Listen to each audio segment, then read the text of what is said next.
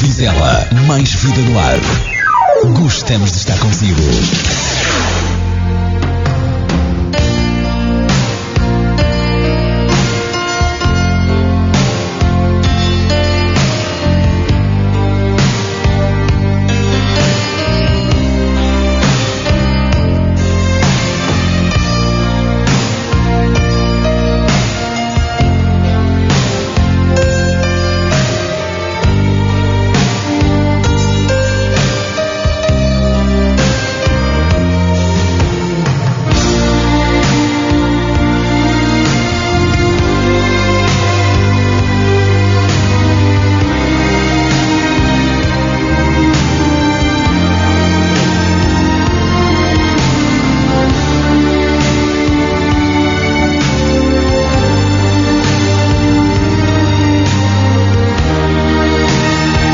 Olá, muito boa noite. Começa aqui mais uma edição da Hora da Poesia. Obrigado por estar desse lado.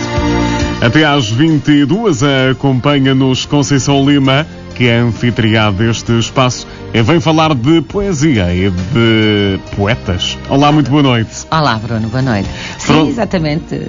Poesia é o prato que se serve às quartas-feiras à noite nesta verdade. rádio e como tal e como habitualmente, cá estamos nós a e falar é um de poesia prato já muito apreciado. Felizmente que sim, felizmente que sim.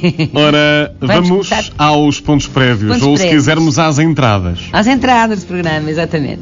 Então, o ponto prévio hoje vai ser um poema muito curioso que me chegou às mãos no livro que eu estou a preparar.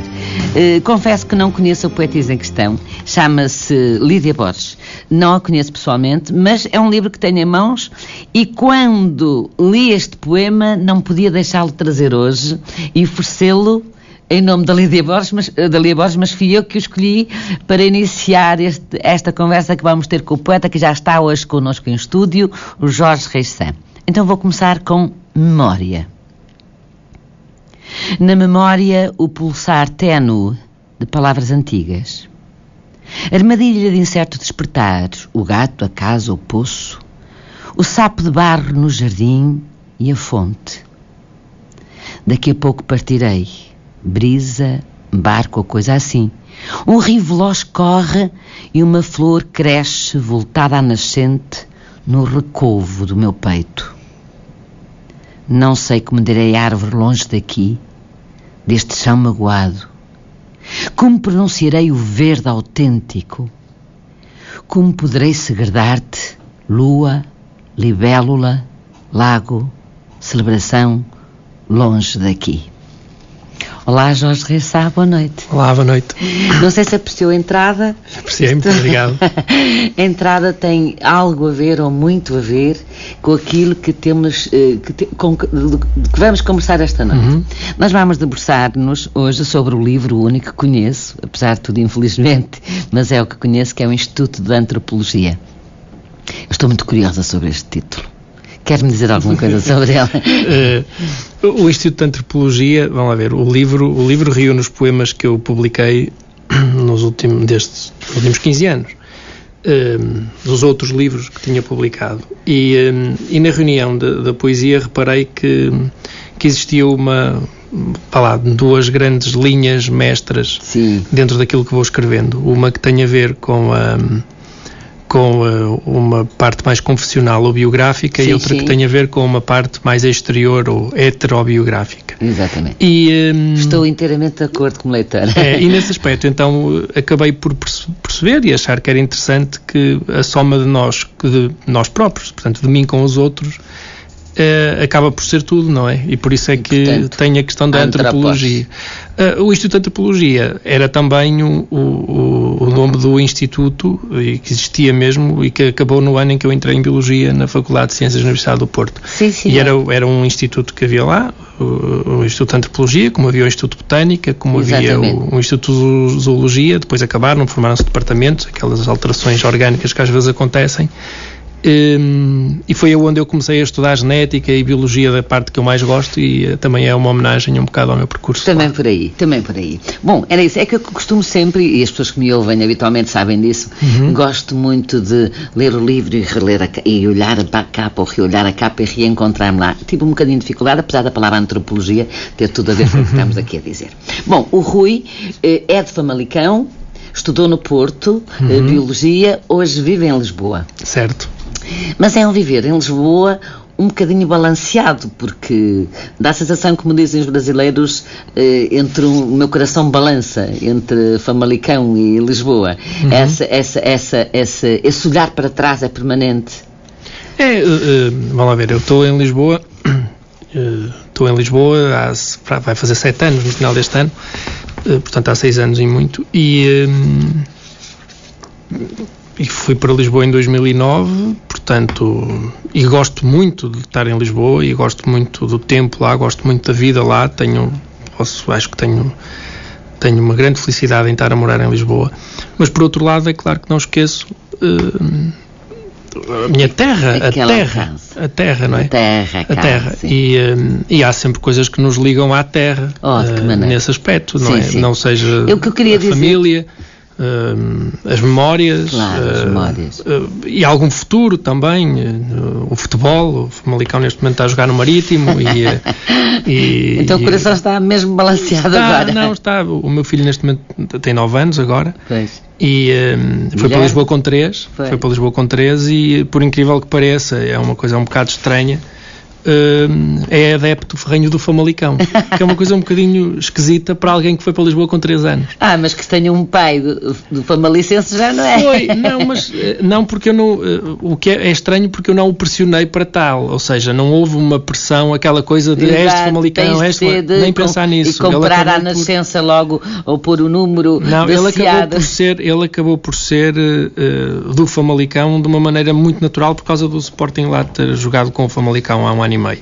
E isso ainda é mais interessante, se torna. Portanto, essa relação com o Famalicão existe, continuará existe. Sempre. E eu queria muito fundear-me aí, no Famalicão, porque eu acho que mesmo em Lisboa, por esse mar da Palha que tanto adoro, esse rio triste de Namora, eu acho que não há nada que o faça despegar o olhar para trás. Pelo menos quem lê o seu livro sente isso, esse olhar permanente em que aquela casa, aquela terra será em permanência, hoje no passado e hoje para o futuro, uma espécie de mundo de ancoradouro. E a propósito disso, o meu primeiro poema, o seu primeiro poema dito por mim. A minha Macondo chama-se O Que Foi. O meu realismo não tem nada de mágico. Não construí casas caiadas antes de um pântano, nem tive nenhum Melquíades como amigo. Vivo preso ao passado. Tenho mais personagens do que a Amazónia tem árvores. Chegam-me tu e ele. Posso tentar fazer uma expedição para vos conservar, mas o mais certo é que o galeão espanhol esteja mesmo afundado. Eu vou fazer um desafio. Vamos desenterrar o galeão? Ele está afundado, mas deverá ter lá muitos tesouros dentro. Capaz. Isso é uma intertextualidade com os 100 anos de solidão do Garcia Marques. Sim. Portanto, mas temos que ligar para a Colômbia a ver se conseguimos desenterrar o galeão de Macondo. Não, mas este galeão de que eu vou falar é outro. Então, já falámos de Famalicão. E já falamos desse amor por esse Rio de Palha, muitas vezes por esses fins de tarde ou neblinas matinais que são pardacentos, e eu queria lhe perguntar uma coisa: sente-se alguma vez, enquanto pessoa, enquanto poeta, também algo pardacento? Há dias em que nós nos sentimos mais pardacentos e em que nos sentimos mais luminosos, depende, mas é claro, eu gosto muito, tenho muita sorte em estar a viver num sítio que virado ao tal mar de palha que estava a dizer, ao rio triste do Fernando Namora. Exatamente. E é engraçado que a luz, a minha casa é virada à nascente, e a luz quando a casa nasce faz o dia ser luminoso e pardacento ao mesmo tempo. Bom, torna-se engraçado então isso. olha para ser outro poema. Muito bem. Velo o meu passado junto ao sol. Sou pardacente como este fim de tarde trovoada. E feliz. Mesmo cansado, com mais passado do que futuro. Feliz o amor e um filho, os amigos, este gato olhando comigo o mar e as letras escrevendo falésia neste poema. Vou fechar a janela do quarto. O frio sobe a linha do rio desde Cascais até à Baixa. Acabei de escrever e o ar pardacento deu lugar à realidade.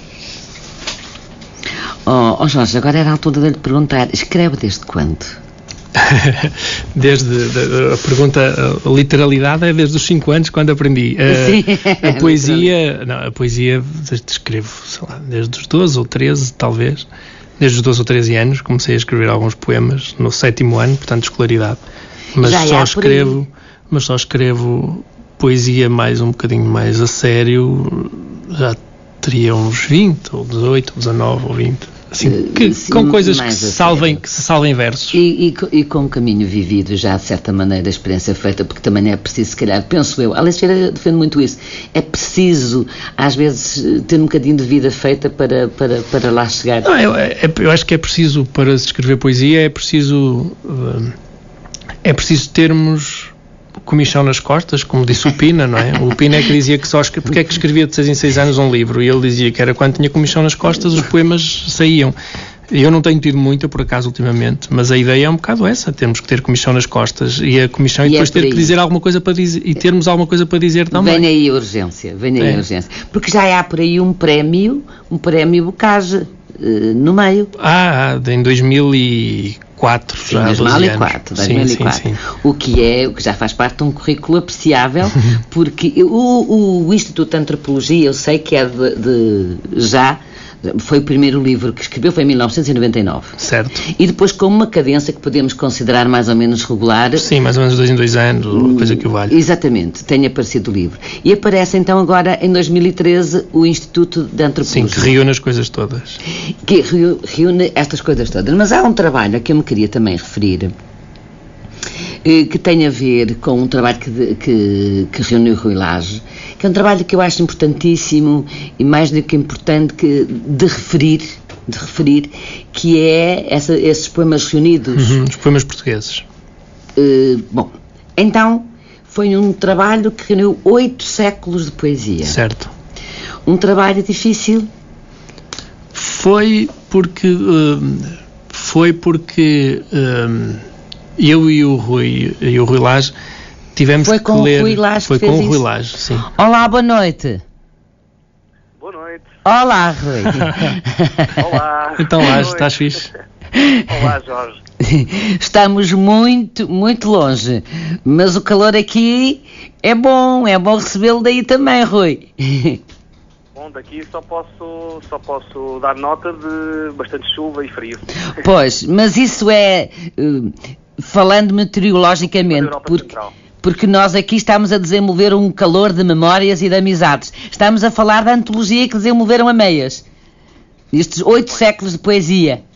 8 séculos de poesia. Exatamente. Estás onde? Estás em Bruxelas? Estou em Bruxelas. Caraças, é? E então? Não, estava aqui, olha, uma surpresa muito interessante. Estávamos aqui a falar há bocado de Monfebres. Deus sentado à sombra das casas. Da pequena aldeia de Monfebres, no programa de televisão. Onde Deus estava sentado à sombra das casas e os homens esperam os anjos descerem do pastoreio e refugiarem-se nos ninhos. Em Monfebres, os grilos acompanham o canto das águas. É assim? É assim. É uma visão possível de uma pequena aldeia transmontana. Exatamente. É a visão de um poeta. Uma visão lírica. Uma visão exatamente. Eu lembro muito bem desse poema, eu lembro-me, aliás, muito bem do fim de semana. O fim de semana que lá passámos, exato. O Jorge e a Ana passaram em Monfebres, nessa aldeia onde eu tenho origens, e foi um fim de semana especial. Sabe? Pois foi. Já vai há uns anitos, não é, Rui? Já vai para aí há 10 ou 12 ou assim.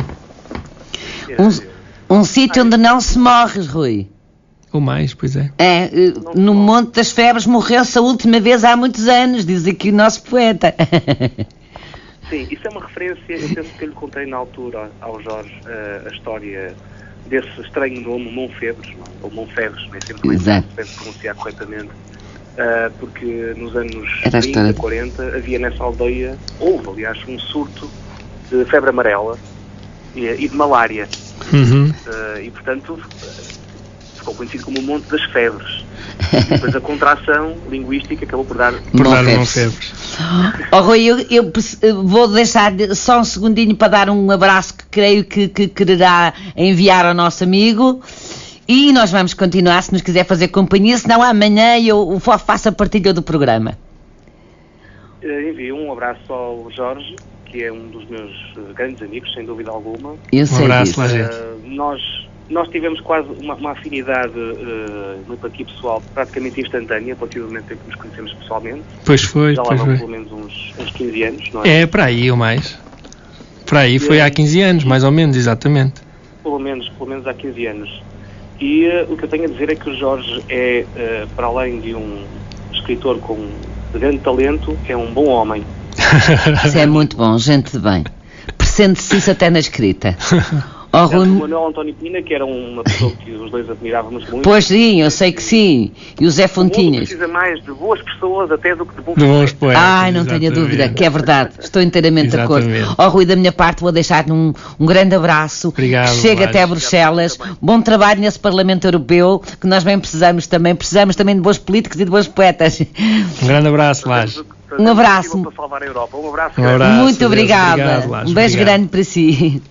Foi uma surpresa, sim. Foi, então não foi. Não estava nada à espera de falar com o Lage agora. E que bom, não é? Sabe, claro, então não é. São momentos emotivos. Há uma frase sua que eu quero destacar, que tenho de ver, que eu sei que é consultora editorial, aliás, trabalho que o ocupa já há bastantes anos, certo. Embora com diferentes papéis, mas sempre ligado ao mesmo tipo de trabalho, e que diz o seguinte: de antes os livros diziam-se iogurtes nas livrarias. Hoje são carne fresca. Apodrecem tão depressa que logo são atirados aos cães nos armazéns. Isso eu escrevi isso... Algures, olha, que eu não sei, Rui. Isto tem a ver com a preparação, mas é uma coisa que eu queria perguntar a partir disto. É fácil, no papel que ocupa, enquanto poeta, enquanto cidadão, enquanto consultor editorial, é fácil lidar com esta realidade de que os livros apodrecem depressa e são depressa atirados aos armazéns? Isso foi uma coisa que eu escrevi num contexto, já não me recordo agora qual era, mas era um contexto que tinha a ver com o negócio do livro e a questão editorial. E a cultura que é descartável facilmente. E a cultura facilmente. Descartável, porque quando eu entrei no negócio do livro, vá lá, na edição, há 16 ou 17 anos, lembro-me de me dizerem que os livros eram como iogurtes, que tinham um prazo de validade e que depois apareciam. E aí o que eu fiz, passado 15 anos, foi tentar dizer que eles já não são como iogurtes, portanto já não têm o prazo do iogurte. Pois não, pois e que agora têm o prazo da carne fresca. Limitadíssimo, portanto. Vamos lá ver, eu não tenho uma visão catastrofista ou até tenho um bocadinho, mas não é uma visão pessimista. Sim, melhor, eu acho que as coisas não correm bem, certamente não irão correr, mas isto não quer dizer que nós tenhamos que andar sempre tristes e apagados e valha-me Deus o que se está a passar.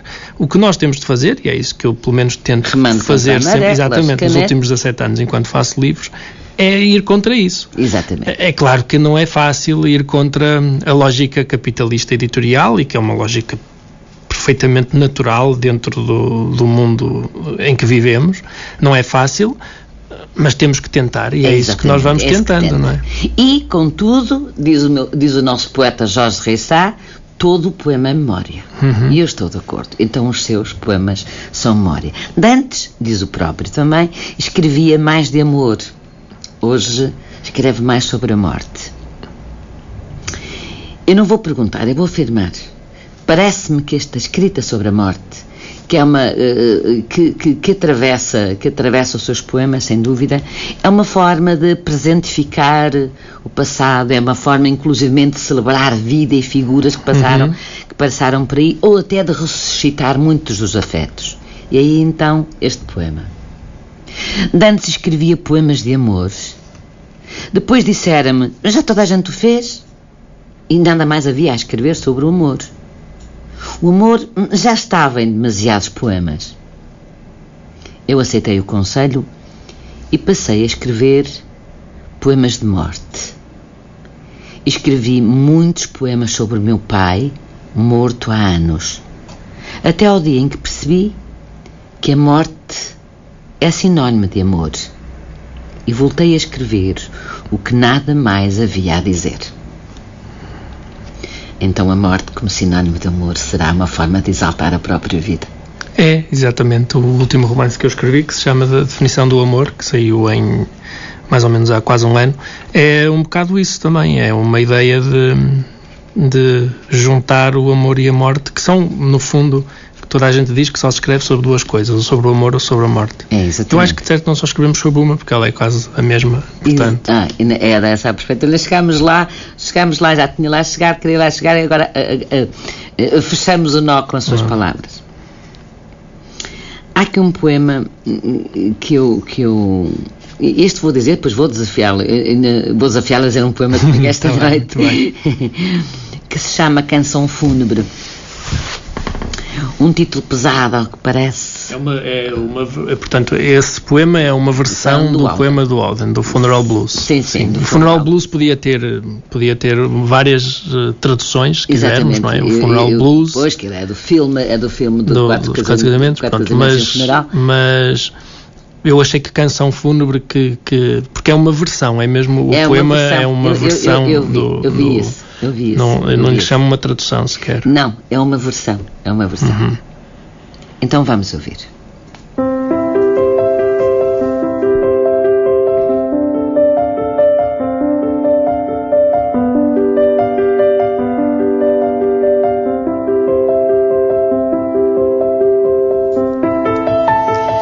Parem os relógios, desliguem o telefone, amordaçem o cão com um osso enorme. Calem os pianos e com um pequeno tambor tragam o caixão, aproxime-se a dor. Que os aviões se lamentem em círculos pelo céu, rabiscando nas nuvens, ele morreu. Enlutem a nação no pescoço branco das pombas, deixem os polícias usar as mais negras luvas. Ele era o meu norte, meu sul, meu oeste e oeste, a minha féria e o meu domingo de descanso, o meu dia, a minha noite, a minha fala e canção.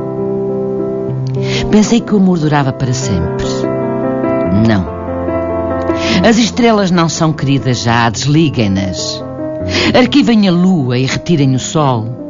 Despejem o mar e varram a terra, porque nada agora poderá vir a ser um dia melhor.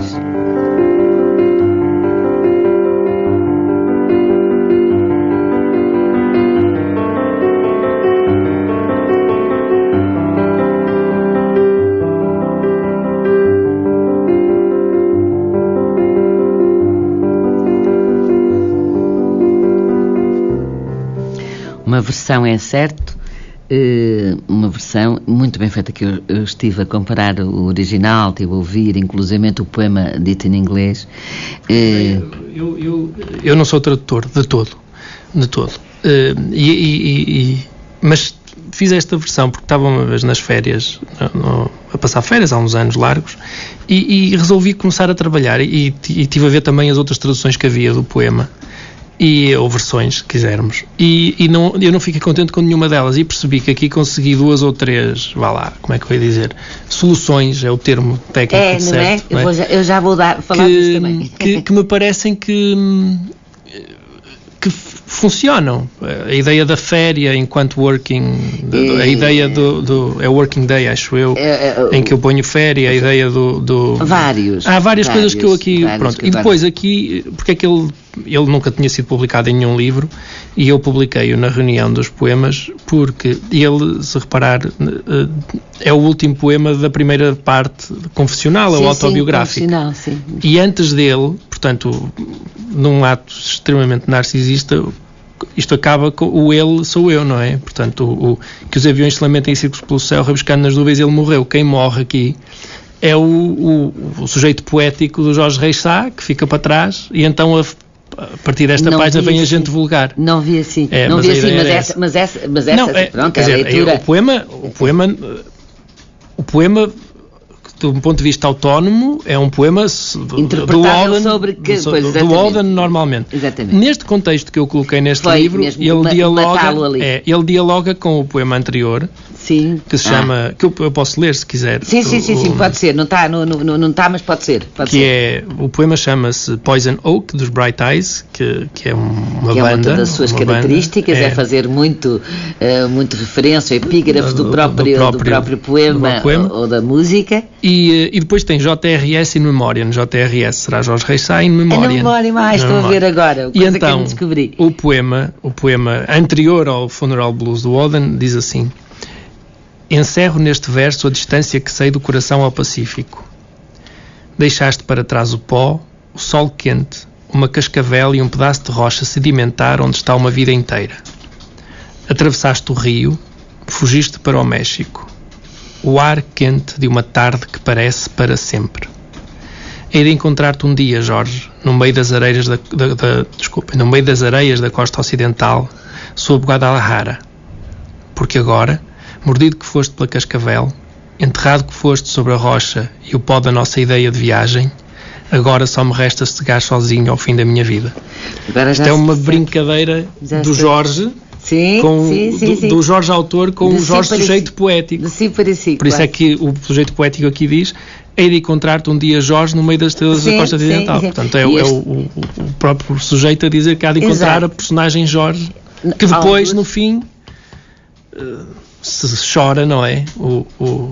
Quando ele morreu do câncer fúnebre do... Seja como for, eu por acaso não tinha visto por aí, continuei a ver isso com o aspecto... São autónomos, são poemas autónomos. Aqui é uma ligação que eu faço... É bonito que se diga que o próprio autor o afirme, acho que isso é que é a descoberta. Isso é que são as leituras que se podem fazer do mesmo poema.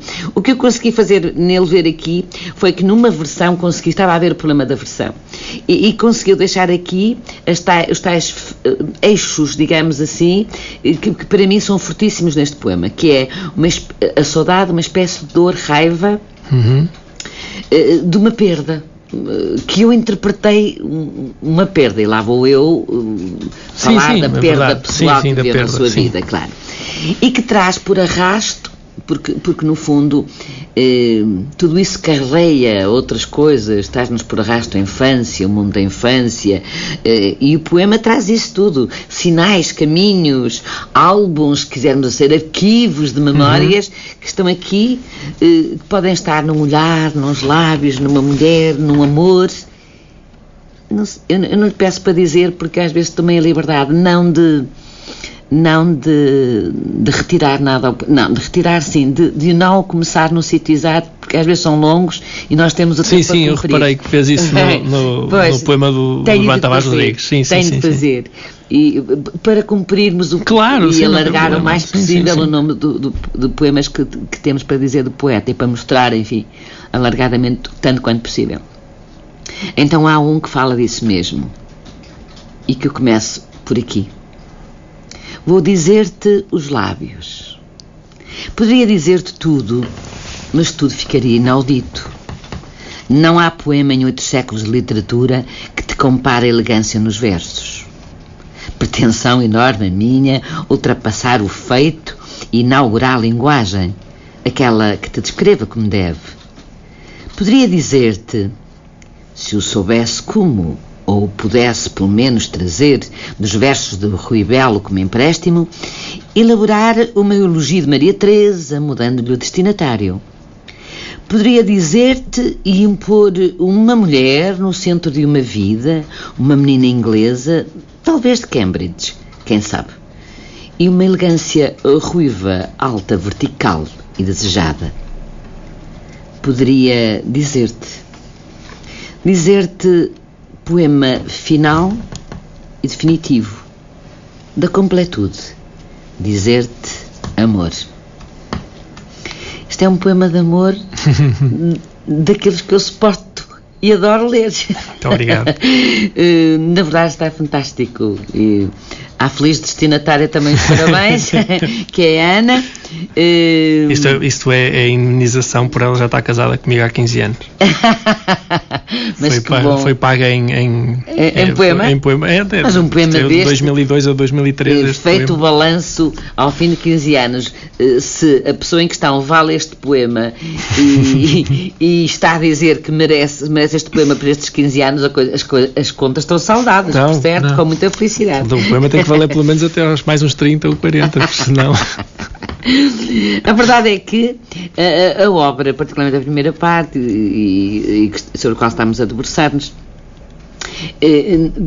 nós conseguimos ver quase uma espécie de analepse pura, porque é um filme em flashback que nos leva atrás, à infância, como eu disse.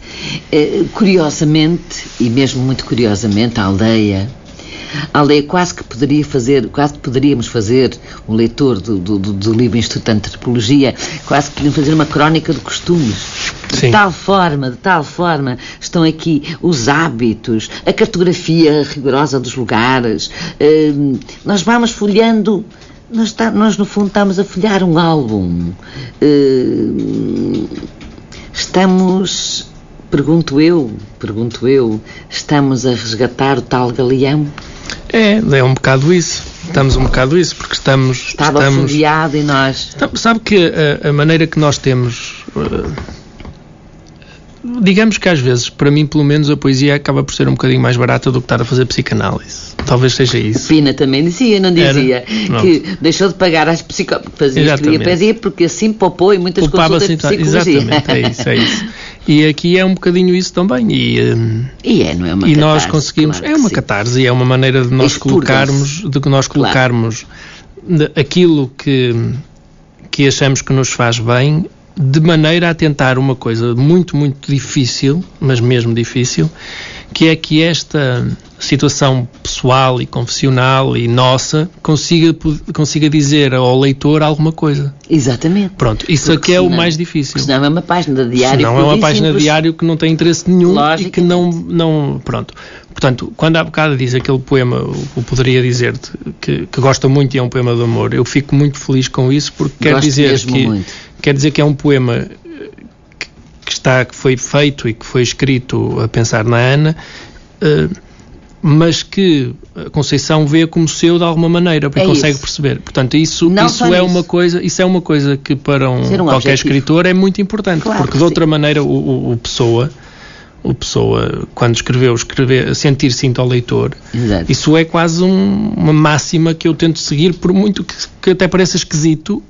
Ter poemas tão próximos de mim, confessionais, intimistas, por um lado, mas a ideia é sempre chegar lá, porque não tem interesse e que outros absorvem e os tornem seus. Exatamente. E eu acho que quem passa por estes atalhos, por estes caminhos, quem traz estas vivências e experiências, chama os seus.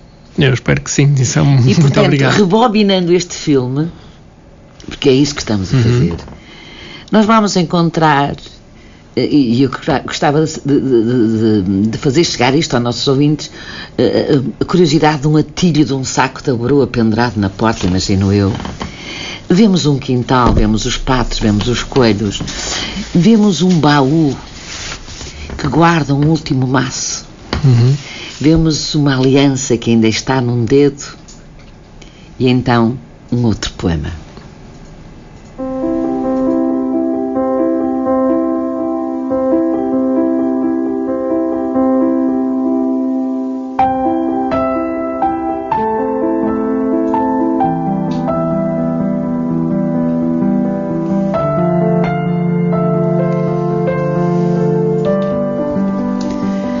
Hoje foi um dia tão triste. O teu nome na placa de prata que o Sr. Albino da Orivesaria fez há mais de 15 anos.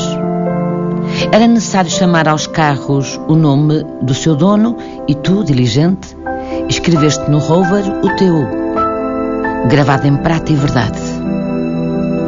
Estás aqui porque hoje vendemos o teu carro.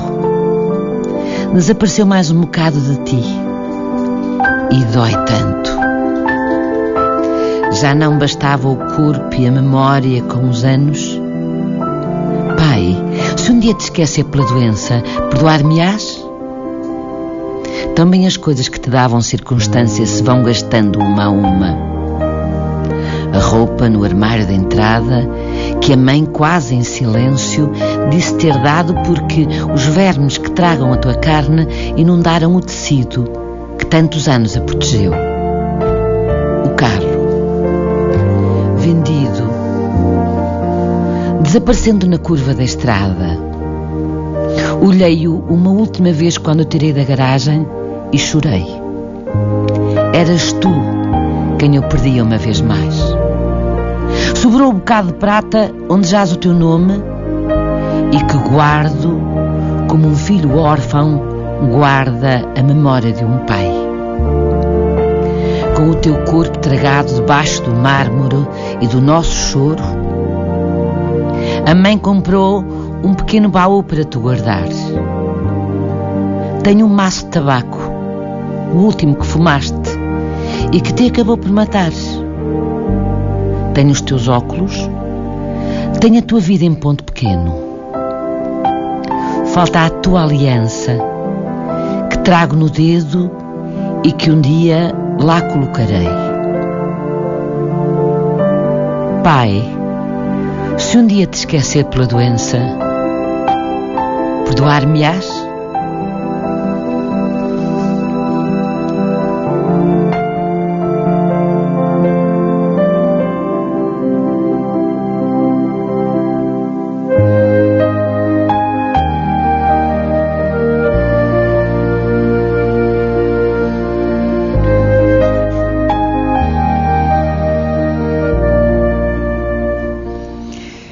Sabes, Jorge, este podia ser o meu pai. Não era um rouva, nem tinha uma placa de prata. Só para dizer quanto isto chega às pessoas, porque são nossos os seus poemas. Muito obrigado. Entram dentro de nós, são a nossa vida. Realmente, este pai está vivo. Está muito presente. E outra coisa mais que eu vou dar um saltinho agora é o valor que dá aos olhares pelos recantos, como eu disse, fazia-se quase a cartografia completa dos lugares da aldeia, do poço, da fonte, por isso é que eu escolhi aquele poema da entrada, não sei se me percebeu, mas era por aí. Sim, eu percebo, sim, claro. E tem uma coisa que o olhar demora-se, mas demora-se mesmo nos compartimentos da casa. Conseguiu fazer para cada um dos compartimentos um poema, curto é certo, mas de qualquer forma um poema. E isso é trazer a vida até nós, trazer o ontem ao hoje e trazer as pessoas até nós, porque revendo com aquele detalhe, como eu disse, o atilho no saco, não só no saco da proa, revendo, revive, e revivendo, isto é o que eu penso, porque é assim que eu o sinto e o penso, ressuscita, embora o presente, diz o próprio Jorge Ressá, não se conjuga ressuscitou, não se conjuga no presente. Então, a frase que tem na sua página, qual é? Quer dizê-la? É da repa, não é? Não. Da abertura? Não, é mesmo na abertura. É vim para casa... o que vou para casa esquecer que parti. Exato, é Sim. Maravilhosa. Vou para casa esquecer. Culpa do Rui Lage, é preciso dizer. Então não, culpa do Rui Lage por uma coisa, porque eu e o Rui de vez em quando damos aos outros os poemas que vamos escrevendo para um ler e o outro ler. Sim, o que é, e o Lage leu o poema tinha 7 ou 8 versos e acabava com vou para casa esquecer que parti. E eu lembro perfeitamente do Rui Lage, quando estávamos a conversar, acho que foi ao telefone, dizer assim, olha, este poema está tal e coisa, mas deita tudo fora e o poema é aquela frase. E o poema é aquela frase. É. Estou inteiramente... Eu sou apaixonada por este poema, por esta frase, sem dúvida nenhuma. Mas tenho aqui um poema também que eu gostava muito, muito curtinho, em que diz, eu vou para casa e enquanto o relógio bate aos quartos, aí estarei para lembrar o que foi essa cozinha e essa sala cheia de gente. Isto parece tão prosaico, a priori, mas como é que é possível, não é? Isto é verdadeira poesia. Eu sinto-a. Eu sinto-a. Essa ideia do vou para casa pode-se dizer um lamento. Esse livro já é da segunda parte e a personagem é feminina até, e a ideia é ela teria, a personagem que aí está no poema, teria 40 e tal anos e viria ter com a mãe, voltar vinha olhar pela mãe. A mãe estaria doente, estaria ela com vestido branco, pronto, e ela a memória lida. Portanto, é um regresso do sujeito poético à casa, não é? Por isso é que ela diz vou para casa que existe é um regresso a casa, não é um voo no sentido de é um regresso. É um regresso. Portanto, por isso é que acaba com vou para casa, esquecer que partia. Estou exatamente a regressar. Verdadeiramente maravilhoso, verdadeiramente maravilhoso. E reengatando a esse ir para casa, ou se quisermos, fazendo a partilha dessas memórias do passado, há um que eu acho, do Perry Blake, assim se chama, que eu acho também maravilhoso e que gostava que eu visse, ou que dissesse, quer dizer. Eu posso dizer, se então quiser. Vamos a isso. Então está na página 88. Deixa-me ver onde é que ele está.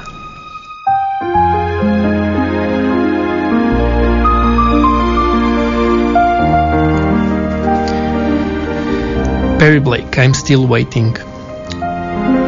Eu não teria sequer 5 anos. Chamava-se Carla, andava na 4ª classe. Era a rapariga mais bonita que alguma vez vira.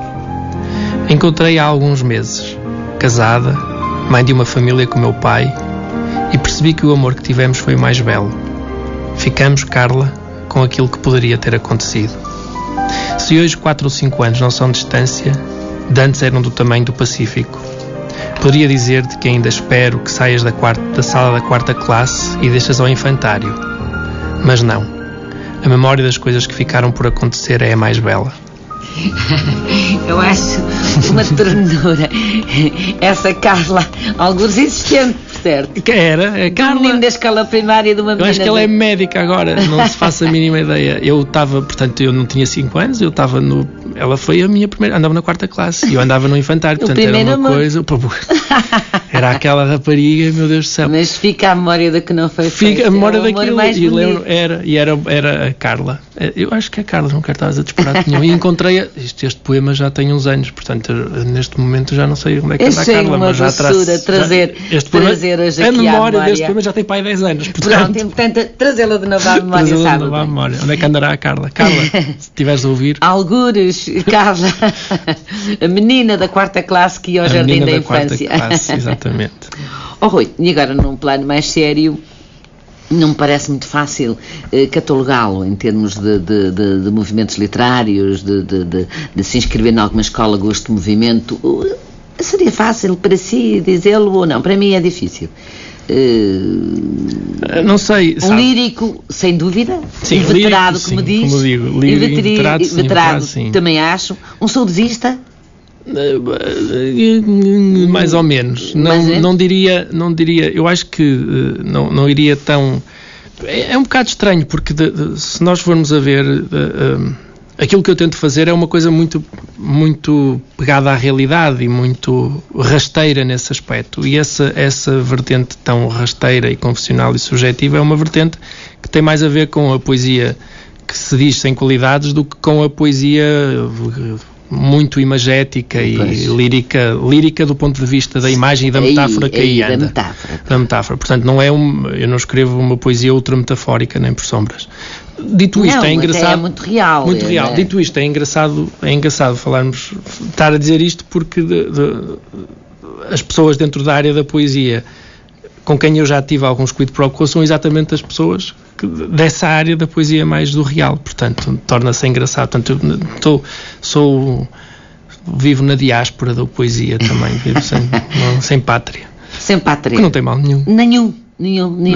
Não é preciso arrumarmos-nos em prateleiras, catalogarmos-nos. Sabe que quando os primeiros poemas que eu escrevi, o primeiro livro que eu publiquei, a ideia sempre foi juntar os versos para depois os meter na estante. E isso continua a ser exatamente a mesma ideia agora. Portanto, depois quer dizer, a possibilidade da Conceição gostar daquele poema ou daquele outro é o que me interessa a seguir. E Claro. o último passo que já não tenho um grande interesse é saber onde é que as pessoas depois encaixam isso. Exatamente. Se o Antônio compreendo. Lavante nos diz que daqui a 400 ou 500 anos até ele não existe, quanto mais o Jorge Reis Sá. Ora bom, nem é essa a pretensão Não, para de quem todo, queria. não, é fazer-se perdurar no Ai, tempo. não. É dar resposta a alguma coisa interior, que é sempre alguma Sim, coisa sim. de urgente que se cria em virtude. E no fundo, por exemplo, permitir ao meu filho algumas fotografias do avô que ele não conheceu. Ora bom, eu ia dizer isso. No fundo, isto, sendo tal arquivo, tal baú de memórias, fica para isso, exatamente. Fica, Mais exato. não seja, com a beleza e com o gozo que dá a própria leitura. E quando me chamava lírico inveterado, não era por acaso, e agora que falou no seu filho, eu acho muito importante falarmos dele. Não por ser uma homenagem ao pai, nem um afago sequer ao amor do pai, mas porque lhe dedicou um poema que é um verdadeiro poema. E que eu me vou permitir dizer, pelas mesmas razões, não lhe peço que eu diga, porque eu vou omitir uma parte. Tá bem. Permite-me isso pelas razões que já disse. E eu ia tanto como nunca, eu que nunca dancei para ninguém. Ligava a música, colocava-a baixinho, tão baixinho, que só nós dois sentíamos o seu som. Ao som da música, eu era o pai. Ao som da música, tu eras o filho. Dançávamos como dois anjos, sabes? Mas isto é muito expressivo e fica mal no poema. Dançávamos heróis. Ainda é mais bonito. Eu era o teu herói. Aquele que te abraçava o corpo pequeno, muito nu e encostado a mim. Tu eras o meu herói. As mãos jovens ainda te seguravam com a força toda do mundo. Podem dizer que dançarias com qualquer um que te levantasse do berço e te sossegasse o sono. Mas não. Quem diz isso nunca foi teu pai e nunca te sentiu filho. Nós éramos um só. Um lugar comum, eu sei, mas éramos. Eu apenas contigo, nos braços, minha única roupa, único conforto, única proteção. Tu, embrulhada em mim pela tua pequena pele, inseguro e tímido. E a noite, a longuíssima noite, eterna noite, que eu desejava nunca terminada. O céu no seu lugar devido, a terra no seu lugar devido, e nós os dois, num lugar que devemos para sempre um ao outro, um no outro, um para o outro, como duas peças de um jogo universal. Agora, filho, agora cresceste e saíste dos meus braços, mas traz um dia alguém para embalar o sono como eu embalei. E este amor que nasceu comigo e desabrochou contigo, este amor que só eu, teu pai, posso oferecer ao longo da noite. Isto é de uma beleza ímpar. Obrigado. E também me revejo de que maneira. E sobre o livro, vamos ficar por aqui. Acho Muito que foi bem. um remate possível e bonito para aquilo que eu imagino. Mas eu tinha aí uma musiquinha e durante a música vamos conversar mais um bocadinho. Muito Pode bem. ser? E conversar sobre uma coisa, os minutinhos que nos der, pode surgir a música e nós vamos conversando. Provavelmente o Rui vai conhecer esta música. O Funeral Blues. É o poema. Numa outra experiência que nós não podemos deixar passar em branco, tendo cá em estúdio, que é falar consigo sobre aquela experiência incrível que ter passado aquele tempo com o nosso Papa Francisco, esse homem carismático, que é tão carismático, paradoxalmente diz dele, o próprio Jorge Reis Sá, que é um homem comum. Sim. Escrever em coautoria com o Henrique Zimmermann, como sei que escreveu esse livro, foi além do gozo da escrita uma experiência humana? Foi, mais do que o gozo da escrita, foi uma experiência humana. Foi uma experiência única, não só por vários motivos, e todos eles para mim importantes. Porque conheci o Henrique, que se tornou um amigo, porque fui à Terra Santa sozinho, a Belém. Começou e depois... em Roma? A viagem começou consigo em Roma? Não, eu não tive. O Henrique esteve em Roma, eu Sim, não. Eu fui a Belém. Jerusalém. Eu fui a Belém primeiro. Em Belém assisti à missa na Praça da Manjedoura. Estive na Igreja de Natividade. Depois, acompanhei com a comitiva, fui para Jerusalém. E depois ainda fiquei 2 dias em Jerusalém, depois do Papa ir embora, e vim depois para Lisboa. O que aconteceu foi que, passado ainda 15 dias depois, houve a Invocação pela Paz no Vaticano, em que se juntou o Mahmoud Abbas e o Shimon Peres, e aí eu também estive com o Henrique no dia seguinte, na entrevista que o Henrique fez e que saiu na SIC, aquela hora de entrevista. Pronto. Sim. Eu sou aquela pessoa. Com a história. Eu sou aquela pessoa que está atrás da câmara e que não se vê. A frase é sua, mas realmente privou. Não, tenho essa lado consciência. Tenho essa consciência. Tenho a consciência. Não é que isso, com sinceridade, não é que isso para mim seja verdadeiramente importante, porque eu tenho presente há muito tempo que a verdadeira história faz com um H pequeno, e privar com a nossa verdadeira história nós conseguirmos ir criando uma rede de afetos e de relações humanas que vão perdurar. Completamente de acordo. Mas por isso é que eu nessa entrevista que citou, mas eu faz disse, parte dessa teia. Faz, porque eu aí coloquei o H em maiúsculo exatamente porque eu aí tenho a sensação que privei com a história com H maiúsculo, ou seja, não é só a história no sentido da nossa história pessoal que é que importa, mas um acontecimento a nível mais a um nível histórico mesmo e universal. Exatamente. Pronto. E portanto eu aí tenho essa consciência, tenho consciência que tive a felicidade, a sorte, a honra, a bênção de conhecer o Papa e de estar com ele um bocadinho. Que inveja! Tenho essa consciência e tenho a consciência de ter escrito um livro que eu acho, mais do que tudo, é um bom testemunho de uma viagem e de uma ideia e de um querer que o Papa quis ter quando foi à Terra Santa. E esse testemunho é muito importante para todos nós. Como testemunho, já que me deu esse testemunho, eu não queria deixar de acabar o programa sem falar nisso. Há uma outra, enfim, um outro poema seu, digamos, que é importante que lhe diga isto no final do programa, porque eu sinto, vivi-o como leitora, e é como leitora que eu funciono neste programa. É exclusivamente, não faço análises textuais, o que eu vou fazer é funcionar como leitora.